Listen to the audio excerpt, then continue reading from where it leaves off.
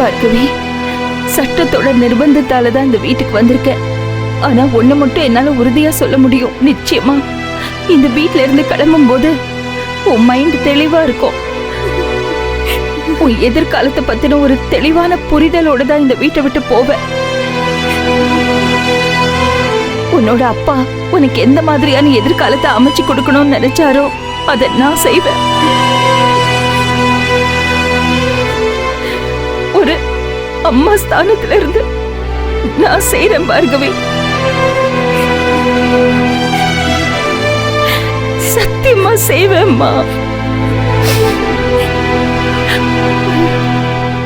இங்க பாரு பார்கவி, உனக்கு பிடிச்சதெல்லாம் நீ செய். உன் விருப்பப்படி எல்லாம் உன் எதிர்காலத்தை நீயே டிசைட் பண்ணிக்கோ. இங்க எல்லாராலையும் உனக்கு எந்த வகையிலெல்லாம் சப்போர்ட் பண்ண முடியுமோ அந்த வகையில எல்லாம் நாங்க உனக்கு சப்போர்ட்டா இருப்போம். பார்கவி, என் புருஷனாலதான் உங்க அப்பாவை ஏன் எல்லாத்தையும் இழந்துட்டு நிக்கிற. நீ கேட்ட மாதிரி உங்க அப்பாவை திரும்ப கொடுக்க முடியாது, சத்தியமா கொடுக்க முடியாது. ஆனா ஒண்ணு நிச்சயம், கடைசி வரைக்கும் உனக்கு என்ன தேவையோ, உனக்கு என்ன வேணுமோ அதை நான் செஞ்சு தருவேன். என் தலை அடமானம் வச்சாவது நான் செஞ்சு தருவேன். அது என் கடமை.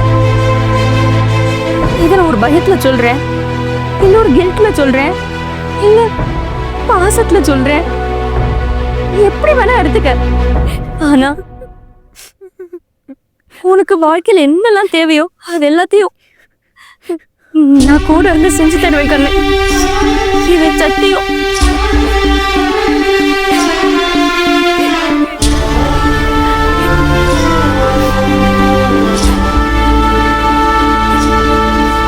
பார்கவி, இவங்களை விட்டா உனக்கு வேற ஆதரவோ அரவணைப்போ வேற எங்கேயுமே கிடைக்காது. அதுவும் இல்லாம உனக்கு வேற ஏதாவதுன்னா நான் வந்து நிற்பேன்.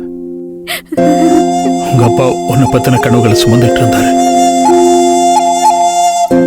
இப்போ அதெல்லாம் பாதியில கலைஞ்ச மாதிரி ஆயிடுச்சு.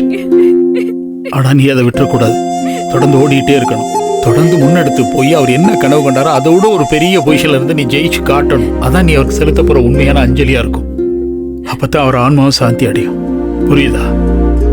தைரியமா முன்னேறணும்.